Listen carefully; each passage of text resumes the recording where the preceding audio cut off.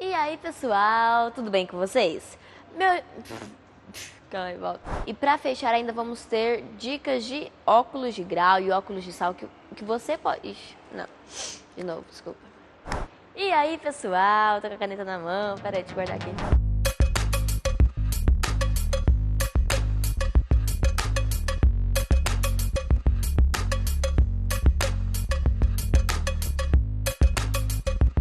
E aí, pessoal, tudo bem com vocês? Eu me chamo Giovana Silveira e está começando mais um Revista da Semana. Seja bem-vindo! E no programa de hoje vamos ter um bate-papo super legal sobre alimentação sustentável.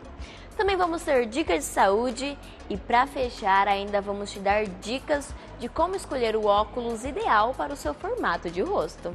Legal, né? Então roda a vinheta!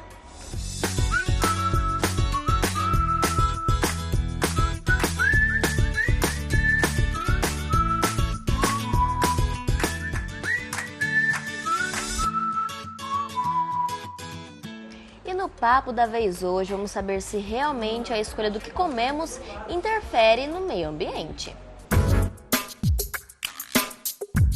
E sobre isso, eu convidei o Renan Rodrigues, que é nutricionista. Tudo bem, Renan? Tudo bem, e você? Eu tô bem. Renan, explica pra gente, o que a alimentação sustentável tem como principal objetivo? A alimentação sustentável é uma alimentação que ela tende a se utilizar de todas as partes do alimento, né? É uma alimentação que traz benefícios aí para a nossa saúde e traz benefícios para o meio ambiente também, porque evita o desperdício, a quantidade de lixo diminui e o que se desperdiça, ali você acaba jogando fora muitas vitaminas, muitos minerais e muitos nutrientes que acabam trazendo vários benefícios para a nossa saúde. Entendi. E você pode falar algumas mudanças assim que podemos fazer para aderir a esse tipo de alimentação? Sim. Cascas, né? Que a pessoa descasca muita coisa e aquela casca acaba sendo desperdiçada, rica em fibras, até mesmo o bagaço da laranja, muito rico em fibra, e hoje tem pessoas que ainda não consomem o bagaço. Talo de folhas de hortaliças, o talo da couve, tem pessoas, né, que preferem tirar o talo para comer só a folha. Aquele talo é rico em vários nutrientes, rico em fibras, em ferro, em nutrientes que traz vários benefícios para o nosso organismo. É quando você desperdiça aquilo, você está jogando o alimento fora, não é só a folha da couve. O talo faz parte, a semente faz parte. A semente é muito importante a gente falar, porque ela também é riquíssima em fibras e a maioria das sementes são desprezadas. Entendi. E nós sabemos, né, que principalmente no Brasil não são todas as pessoas, né, que têm a oportunidade e o privilégio de optar por uma alimentação às vezes mais saudável, né? Porque às vezes os produtos orgânicos são um pouquinho mais caros, né, em alguns lugares. O que você recomenda a essas pessoas que não têm esse privilégio assim de comer, né, uma alimentação mais saudável devido ao custo, né, ao custo-benefício? A alimentação sustentável, hoje ela se expandiu muito, né? Vai muito para a parte de orgânicos. Hoje até mesmo a casca do ovo é utilizada como alimentação, é feita a farinha da casca do ovo.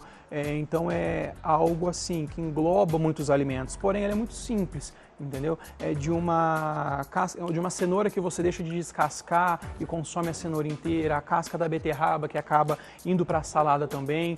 Hoje muitas pessoas cozinham uma casca da banana e picam ela no meio de uma carne moída, já é uma opção também. A pessoa já está cooperando com o meio ambiente e com a sua saúde, porque ali tem vitaminas, é riquíssimo em nutrientes e tem uma grande quantidade de alimentos que você pode se utilizar-se dessa forma. Entendi. E vamos entrar agora na questão do consumo da carne. Eu sei que não entra muito na nutricionista, assim, né, na nutrição, mas assim, ter o hábito de comer carne prejudica, assim, o meio ambiente ou não? Segundo alguns estudos, sim, né, por questão da quantidade de água que se utiliza mais, né, para se produzir a carne, a questão da alimentação do gado, que é fezes de urina, que acabam prejudicando o meio ambiente. Então eu, né, como profissional, por isso que eu aconselho, né, já que a carne está aí, né, para a gente consumir, vamos fazer a nossa parte e reaproveitar o que a gente pode, das frutas, das sementes, das cascas, dos talos, porque eles estão ali E tem que se consumir de uma forma total, esse negócio de tirar a semente do pepino, tirar a semente da melancia, entendeu? Vai fazer de coar sucos na hora de fazer, você faz um suco de melancia e tem a intenção de coar. Então, já que a carne está aí e causa esse impacto ao meio ambiente, vamos fazer a nossa parte e vamos procurar usufruir tudo que a gente pode, né? Hoje as pessoas fazem doce da casca da melancia, suco da casca do abacaxi. E aproveitam tudo, Aproveitam tudo, entendeu? É difícil o que não se utiliza numa alimentação realmente saudável e sustentável. Entendi. E tem aquela frase, né? Nós somos aquilo que comemos, né? Aquilo que comemos. Então tem que ter uma maior conscientização, né, de cada um, eu acho. Com certeza, cada um se conscientizando, o lixo ali vai diminuir, o desperdício vai diminuir, o custo vai ser menor, porque se você consome uma maçã inteira, né, a casca, a semente, você não desperdiça, às vezes você comia 3 maçãs, você passa a comer 2, você gasta menos. Então, seu custo é menor, né, o meio ambiente agradece, a quantidade de lixo é menor. Legal. Obrigada, viu, Renan? Que isso, eu que agradeço. Pela sua participação. Bom, gente, vocês ficam aí porque ainda vamos ver os livros da semana aqui do Parque da Cultura. Vamos ver... Meu Deus do céu, de novo. Vamos ver os livros em destaques aqui do Parque da Cultura e também as músicas mais tocadas essa semana.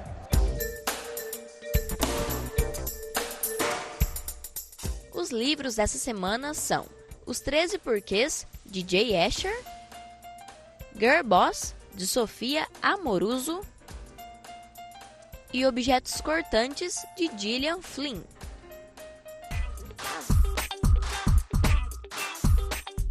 O jornal falou sobre a Prefeitura de Votuporanga, que inaugurou 2 importantes obras, entre elas o CRAS, na região oeste da cidade. O local vai beneficiar cerca de 5.000 famílias daquela região.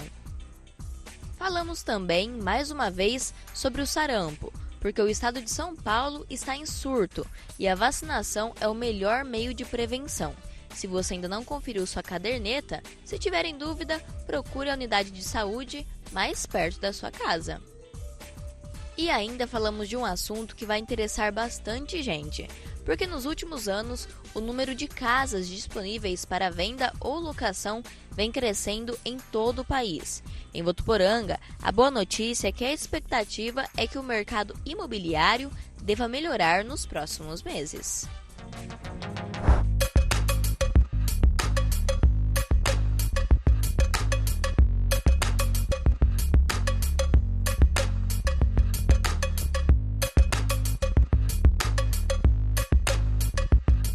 Vamos rapidinho para o intervalo, mas não sai daí porque voltamos já já com mais assuntos legais para você. Eu te espero.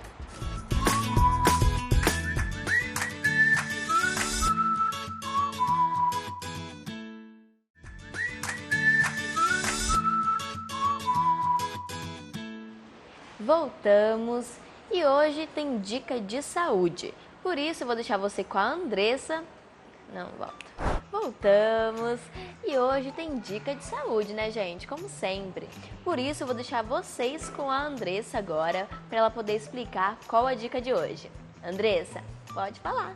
Oi, Gi! Oi, pessoal da TV Unifev. Estamos aqui com mais um Dica de Saúde em parceria com a Santa Casa e a TV aí de vocês. Hoje o nosso assunto vai chamar a atenção de todo mundo e dar um sinal bem amarelo para aqueles que estão meio tristinhos com aqueles transtornos. Vem comigo para saber mais sobre o Setembro Amarelo. Olá, galera! Nós estamos aqui em setembro e é claro que a gente não ia perder essa oportunidade para explicar para vocês sobre Setembro Amarelo. Convidamos a nossa psicóloga Lucilene Andrade para falar sobre o assunto. Muito obrigada, Lu, por sua participação. Eu queria que você explicasse para nós e para todos de casa o que de fato é o Setembro Amarelo. Olá, eu agradeço a oportunidade de estar aqui. O Setembro Amarelo, na verdade, ele passou a acontecer a partir do ano de 2015. Foi criado toda essa campanha de conscientização sobre a prevenção do suicídio pela CVV, que é o Centro de Valorização à Vida, pela Associação de Psiquiatria aqui do nosso país e também pelo Conselho Federal de Medicina. É um mês que a gente se preocupa com essa questão de o que fazer para prevenir suicídio, né? Que bacana. E é até bom você também falar como que a gente pode identificar quando um amigo, um familiar ou até mesmo quando eu preciso de ajuda, né? Sim. O suicídio, né, a tentativa, o pensamento, a ideação, ele é multifatorial, né? Não existe uma causa só, um fator só, né? Pode acontecer devido a várias coisas, né? Não é uma receita de bolo, mas existem uns pontos e umas características que a gente pode se atentar, né? O isolamento social, né? A perda de prazer por coisas que antigamente a pessoa fazia ou realizava e era comum, era prazerosa, né? Então, assim, a pessoa relatar várias falas de que eu não quero mais viver, a minha vida está muito difícil, eu quero sumir, eu quero desaparecer, né, eu vou deixar vocês em paz. Esse tipo de comportamento e fala pode ser um sinal que essa pessoa vem pensando ou planejando, mas claro que isso não significa que quem fala isso vá cometer um suicídio. Mas são características, verbalizações e comportamentos que a gente precisa se atentar, ainda mais sabendo que existe um diagnóstico de depressão e alguns transtornos. Aquele ditado de quem muito fala não faz, nem sempre é válido, né? A gente tem que realmente prestar atenção no que a pessoa está falando, no que ela está problematizando, né? Isso. Essa crença, né, das pessoas que ele está falando demais, ele quer chamar atenção, né? Ele não tem coragem porque se ele tivesse, ele já teria feito.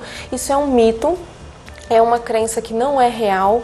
Pelo contrário, as pessoas que cometeram suicídio, segundo os familiares, em alguns estudos, eles relatam que a pessoa, semanas antes de cometer o suicídio, ela verbalizou ou deu alguma demonstração que ela tinha uma ideação, um pensamento ou até um planejamento.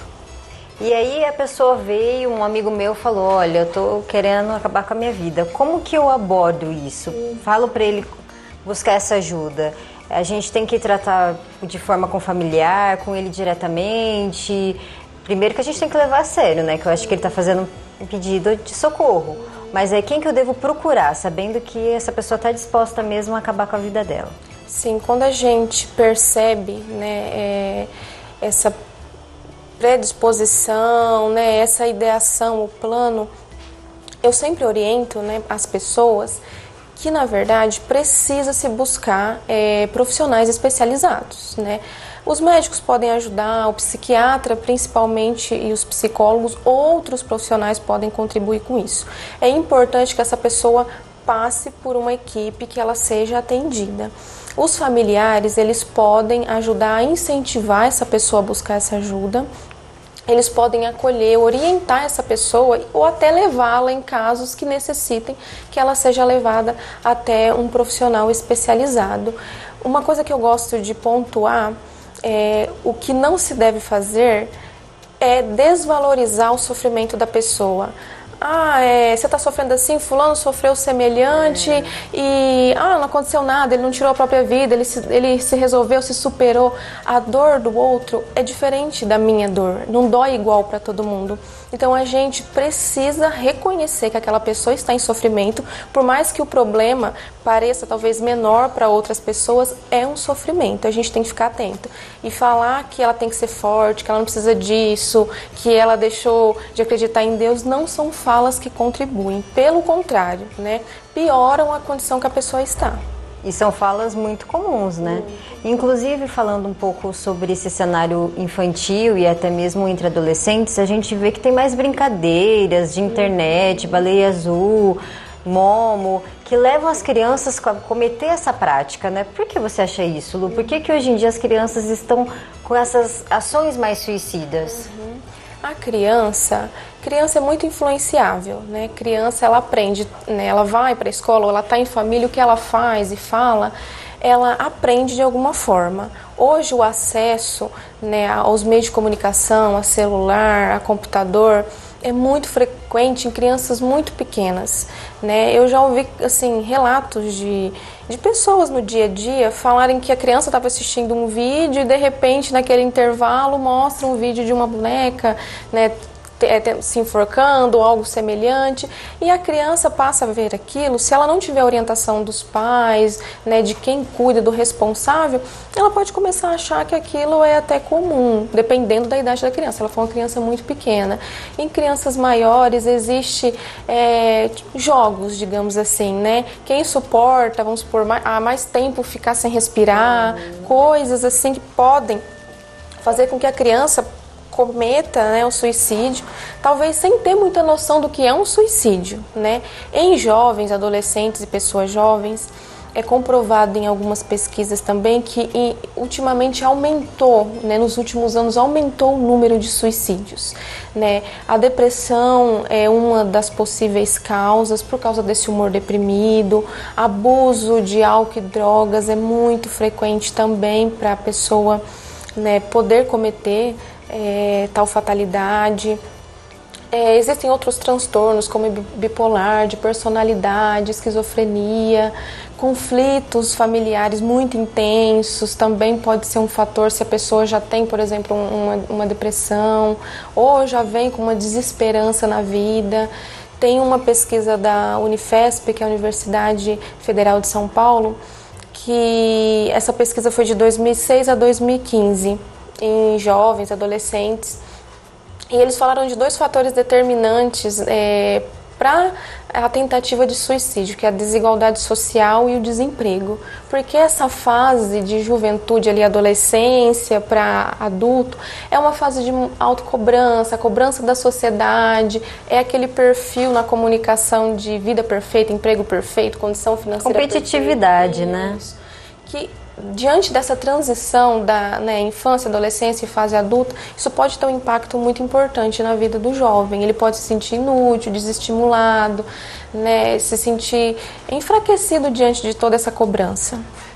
Então, qual que é o recado que a gente deixa para os pais? Ficar atento às redes sociais, ao que eles assistem? Sim, isso é muito importante. Os pais ou o responsável da criança ou adolescente tem que estar atento ao que essa criança assiste, o que ela vê.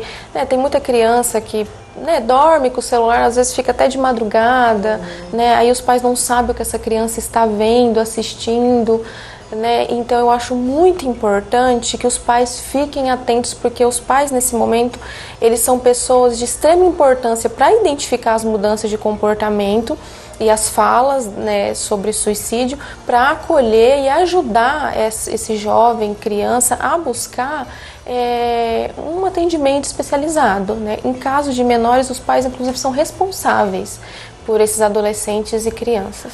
Ô Lu, eu sei que existe o CVV, que é o Centro de Valorização à Vida. Eu queria que você falasse um pouco mais como ele funciona, qual que é o horário de atendimento, que pode ajudar a pessoa que está naquele desespero, né? Sim. A CVV é um centro de valorização à vida, né? Ele é aberto 24 horas por dia para que as pessoas, né, diante, né, de uma ideação, de um pensamento ou até um planejamento, né, de suicídio, possa ligar, né, naquele momento, que é 188 o número deles, porque talvez de um momento de crise ali, né, emocional, psicológica, a família não está por perto, não tem um amigo por perto, ela não consegue ligar para ninguém. Então é um número fácil, né, curto, né, 188, que a pessoa pode ligar, falar sobre o que está acontecendo naquele momento. E é importante que mesmo ela procurando a CVV, ela procure também um atendimento especializado para que ela seja atendida e consiga, né, trabalhar essas questões relacionadas à desesperança com a vida, a falta talvez de sentido ou de encontrar possíveis resoluções para aqueles problemas atuais que ela tem vivido. Lu, eu queria agradecer muito a sua participação. A Santa Casa apoia o Setembro Amarelo. A gente sabe aqui o quanto que a gente valoriza a vida trabalhando dentro de uma instituição filantrópica. E é muito bom falar com especialistas, com pessoas para discutir isso, para acabar com esse tabu. A gente precisa falar abertamente sobre suicídio, para evitar que essas pessoas sofram de maneira velada, que elas procurem ajuda. Queria que você deixasse um recado. Muito obrigada, viu, Lu? Eu quero agradecer, né, toda a participação e falar para você que é de casa que existe ajuda, existe profissional preparado para cuidar de tentativas ou de pessoas que vocês conhecem que têm ideações, verbalizam que a vida não tem mais sentido. Existe tratamento adequado, a gente sabe que existe o preconceito, mas existe um tratamento eficaz para as pessoas se tratarem e terem as suas vidas uma rotina comum como qualquer ser humano, né, que tenha a saúde mental estável hoje em dia. Obrigada, Andressa, pelas dicas. E o assunto agora desse quadro é sobre moda. Mas não vamos falar nem de roupas e muito menos de sapatos. Eu vou pedir pro Dante filmar um pouquinho aqui qual que é o tema de hoje. Dante, filma um pouquinho aqui pro pessoal de casa ver. Gostaram? Isso mesmo, gente. É sobre óculos de sol e óculos de grau. Hoje vamos saber qual óculos é melhor para o seu tipo de rosto. E quem eu convidei para explicar tudo isso melhor pra gente é a Camila Binotti, que já trabalha com isso há mais de 5 anos. Tudo bem, Camila? Tudo bem, Gi. Que bom. Camila, nós sabemos, né, que existem vários tipos de formatos de rosto, né? Tem os ovais, os quadrados, os redondos, também tem os triângulos. Mas me diz, há um padrão assim de óculos para determinado formato de rosto ou não? Então, Gi, antigamente até se falava muito nisso, que existia esse padrão. Só que hoje em dia a gente já não segue mais esse padrãozinho. O óculos ele tem que se adequar à pessoa, ao estilo de vida dela, ao dia a dia da pessoa. Então, assim, a gente não vai muito nisso, a gente não se baseia muito nisso. O óculos ele tem que ficar harmonioso no rosto da pessoa. Se ele se encaixar, não tem problema o estilo do rosto para o estilo de armação. Não influencia. Entendi. Eu vi que tem alguns modelos aqui que você separou pra gente, né? Você pode mostrar um pouquinho, falar um pouquinho sobre eles? Sim, eu separei alguns modelinhos. Os óculos redondos, tá? Que tá usando muito hoje, ele tá bem alta. Que é umas armações mais retrôs, que se usava muito antigamente. E ela voltou com tudo hoje no mercado. Tanto no masculino quanto no feminino, tá? Então, assim, tá bem bacana esses estilos de armação. E essa armação também, que dá certo para a maioria dos rostos, tá? Essa mais super moderna, a cor linda, é um terracota, é uma cor bem bacana, tá super em alta agora também no verão, vai usar muito. E esse modelo mais puxadinho, estilo gatinho, combina muito. É muito difícil um rosto que não dá certo esse tipo de armação, tá? A vantagem do modelo mais puxadinho, mais gatinho, é que ele levanta mais o olhar da pessoa. Então ela fica com aquele semblante mais alegre, mais harmonioso. Não fica aquele rosto triste, caído, porque a armação ela pode te rejuvenescer e te envelhecer. Então a gente tem que tomar muito cuidado com isso. Entendi. E antes de fazer, por exemplo, a compra de um óculos, o que o cliente deve saber para ele fazer a compra certa e a escolha certa? Olha, a primeira coisa é procurar um profissional, né, qualificado para te passar o grau correto. A pessoa procurar uma ótica com profissionais qualificados que vão te ajudar nessa escolha, porque a gente sabe que o primeiro óculos, às vezes as pessoas vêm meio assustadas, né, sem ter muita noção. Então, assim, procurar um consultor, porque aqui na loja a gente costuma falar que a gente não é um vendedor, a gente é um consultor. A gente vai te fazer uma consulta, te ajudar a escolher o que melhor se adequa para o seu rosto. Entendi, legal. E mais uma coisa, muita gente não vê a necessidade de pagar um pouquinho mais caro em um óculos de sol ou de grau também. Devido à qualidade, às vezes prefere comprar pela internet, né, ou na lojinha chinesa. O que você fala sobre isso? Infelizmente, hoje em dia acontece muito isso, tá? Às vezes a pessoa compra mesmo pela internet, compra no camelô. Assim, a gente não aconselha muito porque você não tem noção do como esse óculos vai ficar no seu rosto, se esse óculos vai estar bem adequado no seu nasal, se ele não vai pegar na sua bochecha. Então, assim, se você compra um óculos nesse tipo de lugar, às vezes ele não dá, a gente não consegue fazer um ajuste nele. Então não é bacana. É interessante você procurar uma loja mesmo conceituada para te ajudar nessas escolhas, porque em questão de uma assistência, se a gente coloca uma lente muito boa, essa armação quebra. Então, assim, é saúde, né? A visão é uma saúde, então compensa você investir um pouquinho mais nisso. Bom, tá certo. Obrigada, viu, Camila, pelas suas dicas.